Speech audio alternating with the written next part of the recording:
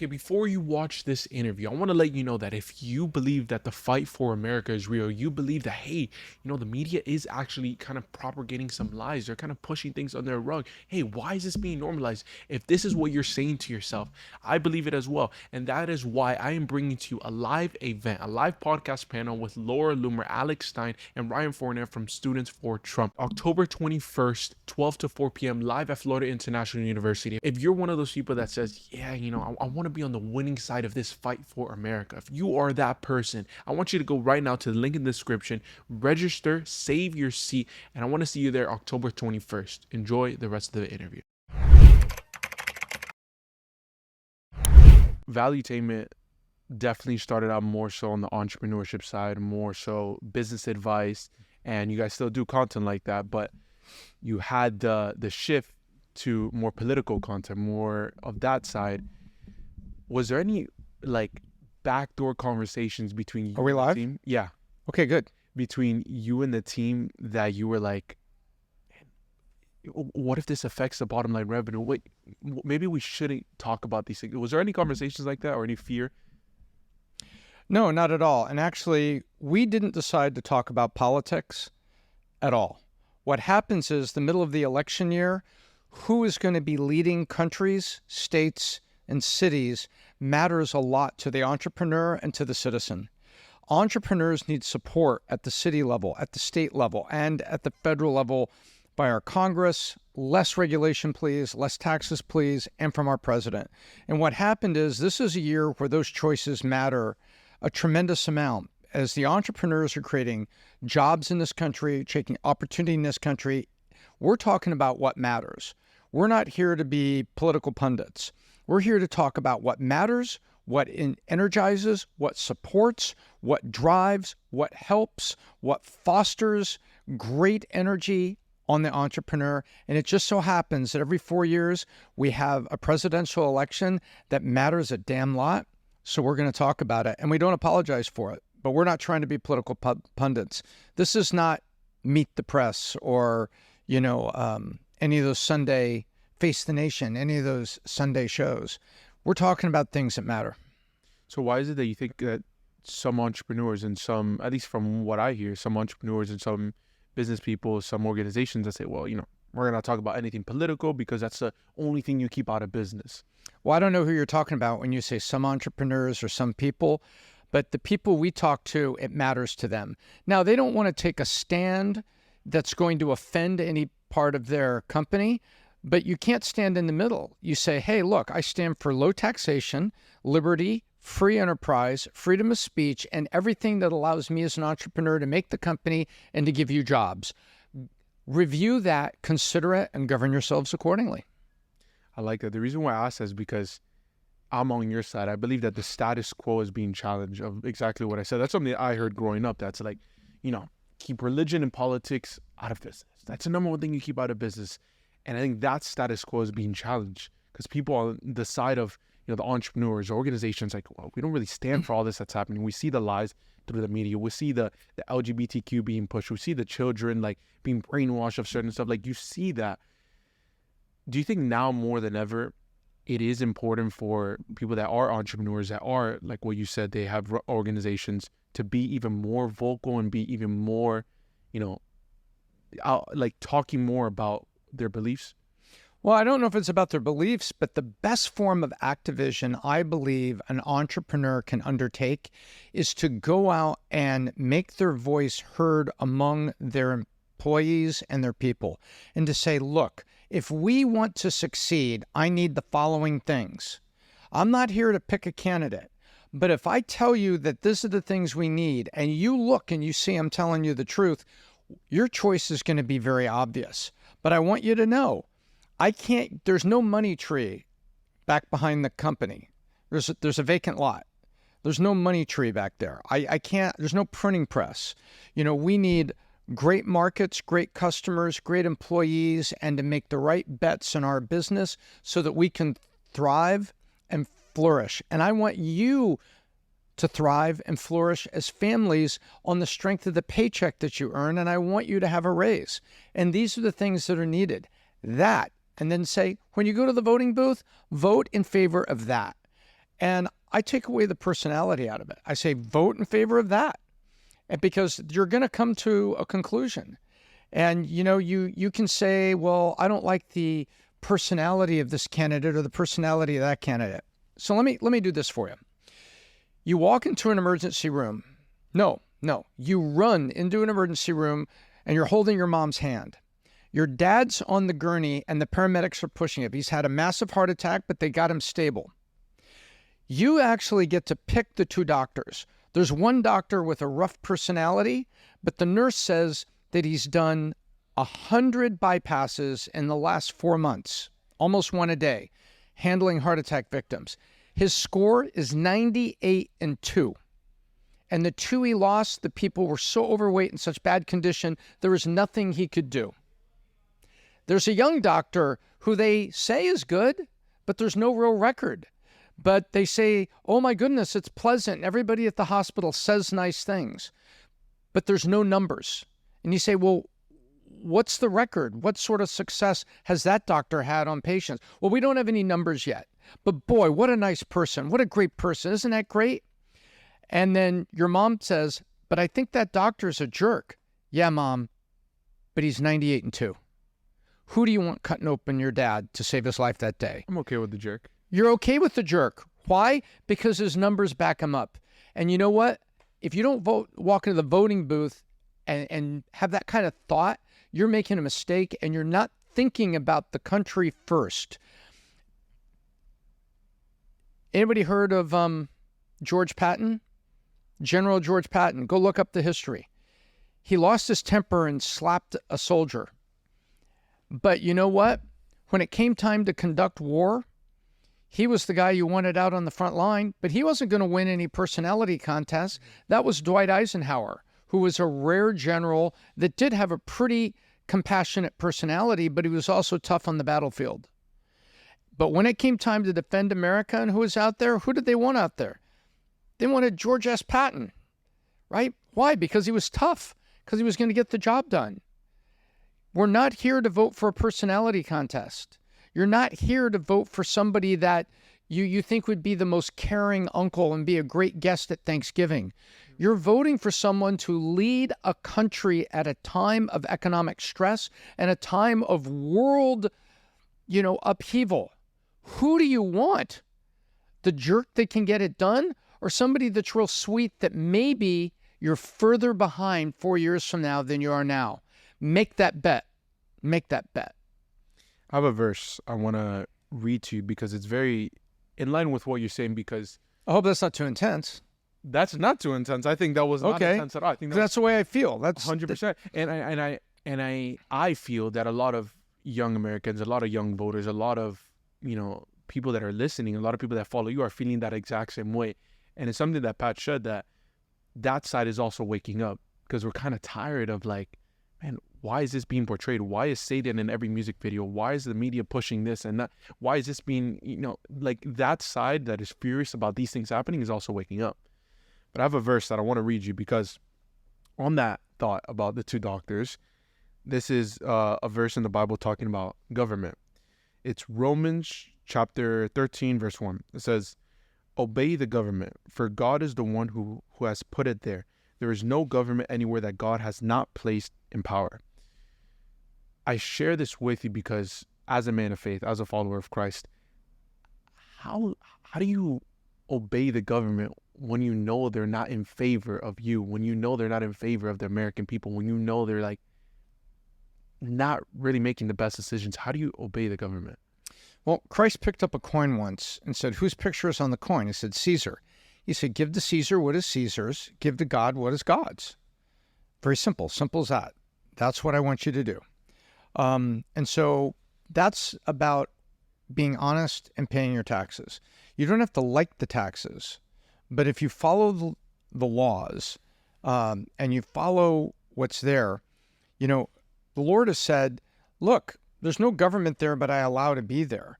He allowed horrible governments in the Old Testament, but he also did it to test the heart of the real people who were authentic. That said, despite a bad situation, a bad government, do you still follow me? Are you charitable to your neighbor? Do you reach out to help them? Are you trying to educate them? Or are you waiting for heaven on earth? Because there is no heaven on earth. Earth is a broken place run by broken people like you. You're a broken person. And so I think the best example of Christ-likeness is to be rising above what's around you and to serve people despite it and to love people despite it. It doesn't mean that you accept or agree with certain things, but it does mean this is, what is the verse? What shall we say then? If Christ is with us, who can be against us? The government can be against you. A lot of things can be against you, but you can also commit and resolve each day to get up, walk outside, serve your neighbor, love those who persecute you, and don't lay down in front of them and be trampled. But, be vigilant and Christ-like in how you do it. That's kind of what I see. Colossians 3:23, I hope I got that right. It says, when you do work for your master as if you're working for the Lord, because you've agreed to work for that master. And do it when the master's eye is on you and when their eye is off you, because it's the Lord God you're serving. So you look at it that way, say, if I agree to take a job for this guy, and this guy is not a particularly nice guy, but for as long as I work there because I agreed to take that job, guess what? I work for him as if I'm working for the Lord. I don't treat him as God. I treat him fairly. But if I said that this is what I'm going to do for 8 hours a day and this is the work I'm going to do, I do it. And so the Bible's got a lot of that. I think people make a terrible mistake when they think that there's supposed to be a heaven on earth. There's not. Christ flipped over the tables in the temple to show you that he expressed frustration. But are we going to go flip over the tables, in government? No. But what can we do? We can do a lot of things. We can vote. We can encourage people. We can decide we're going to serve. There's so many things we can do. And right now, it's critically important in this country, to vote and put the people there that you think are going to do the best job possible with the choices that you got. Because that's what it's all about here. If you think that this is going to be a faith-based monarchy in the U.S., you're wrong. It's not going to be that. And when people say, separation of church and state, most of them don't know what they're talking about. What they are is they are scared to death of the standards and principles and accountability that are biblical. They're frightened of it. They don't like it. So they'll say, separation of church and state, usually when they fear that there's going to be an accountable response required of them because of something that's here. They don't want that. They want to be their own God. They want atheism or agnosticism. And that's what they want, so that they can live their own way, do their own things without feeling the accountability to the true Lord. That's it. That's what it's all about. It's so simple. And so when they say, separation of church and state, they're scared to death that you want a theocracy and a dictatorship under one God. Look around. There's about 50% of countries in the world that have certain theocracies over them, and it doesn't work well for other people, right? Why is it that they turn to the Christians when they want peace? Because they know that the Christians don't have a mandate out there to kill people that don't agree with them. Christians have a mandate to be charitable and helpful and loving. That's our mandate. And I think they're scared to death of the accountability that comes with being under the lordship of Jesus Christ. I think that scares them. And I think that because they don't understand it, they don't understand the love that's there, the compassion that's there. They don't get that. Wow, that's fascinating, because I had a conversation with Roger Stone, and I asked him, I was like, well, you openly came to Jesus Christ. I applaud you for that, because I think you're a man that's in politics. You came to Jesus Christ. You, a man of faith, now that you came to Christ, like, what is it that you see of this country? He's like, well, he took a minute. He took a minute to think about it. The reason why all this is happening is because they want a godless society. Because if God is in society, it's exactly what you just said. There is... Calls for a response, doesn't it? Calls for accountability, doesn't it? Is that what you see? Like, they're trying... Mm-hmm. Sure. Godlessness means you are the God. Who doesn't want to be God? We all want that. I wanted that. You look at all the cameras and everything that fall around students in life right now, like college. I'm glad that wasn't there when I was in high school. I'm glad it wasn't there in college. I'm glad it wasn't there after college. I'm glad they weren't following me around at some of the worst moments of my life. But now it does. We all want to be God. We want to be our own God. And we all want easy. We want to be God without accountability, and we want easy. But if only we understood the statement by Christ, my yoke is easy and my burden is light. People think that Christ is the God of no. He's not the God of no. He's the God of yes. Yes, love me, and yes, do these things. And if you love me and do these things, I don't need to say no, because you won't even want these things. It says he will change your desires. You won't be prideful. You'll want to serve. You'll want to help people. You won't want to be selfish. You'll want to see peace. You won't want revenge. And so my yoke is easy and my burden is light. Man, if people understood it, they would crave it. But they fear it because there's been a lot of bad examples on planet Earth of where religion has been at the forefront of manipulation of people and a lot of evil. There's been a lot of evil done in the name of all world religions, including Christianity, which is horrible. And people look to that and say, no, we're not going to do that again. No, you're not going to deal with those types of people again. You know, we accept it when, well, they'll say whatever they want to get elected, but when they go into office, they're not really a Republican, they're a rhino. We say that, right? Okay, well, why is it so crazy that there have been organizations and churches that said they were Christian that turned out not to be? Why is that a surprise? It's run by humans, broken humans, that did something that they said was in the name of the Lord, and they turned out to be fake. Wow, just like fake politicians, fake plumbers that rip off the elderly, fake car salesmen, fake and deceit seems to run with broken humans. So why does it surprise you that there's some organizations that had a cross on the door, but were fake? It shouldn't surprise you. You should simply compare biblical teachings to the people that claim to be Christians and align with the people where there's alignment. So let me ask you then, with what you see happening, in America and society and the media and all these different things, former president trying to be assassinated almost 3 times now. I think almost 4. I think it was 4 now. It's ridiculous. It says that there's a divided country with just enough hatred and enough crazies that are willing to try. So do you think the solution, the answer to this is a spiritual awakening and saying, you know what, maybe we should put God back in society. Maybe we should take literal the words of Christ. Well, after 9/11, look at the number of people that were all kneeling together, holding hands together, that were praying at football games. It was amazing. A great crisis usually brings a response, especially a great crisis that feels so much bigger than ourselves. It usually brings that response, right? And so I don't wish that on America, but I hope America finds it on her own. I love that. I appreciate your time.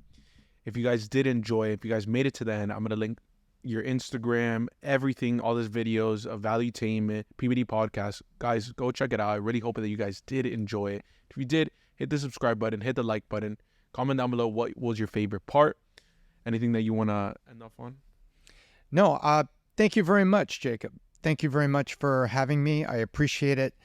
The best form of leadership that you can ever show people around you is the same thing that I came to. You'll hear me say, hey, I'm Tom Elssworth, the BizDoc, and I hope I left you better than I found you. Where that comes from is a faith about a Jewish carpenter that left 12 people and then a whole world better than he found it if they're willing to take it. And that's my credo, and that's where it comes from. I'm a broken person. I don't always succeed, but every day I call myself to accountability to try and to grow. And I think if you sit there and you just ask yourself, I just want to try and grow every day, be better I am tomorrow than I am today, that's a great first step. And in terms of foundations that would get you there, you know how I feel. Guys, thank you so much. And I implore you, I believe that Jesus Christ is the way, the truth, and the life. But I implore you to check it out for yourself. Take to heart exactly what he said, because I do. And guys, seriously, thank you. I'll see you on the next one.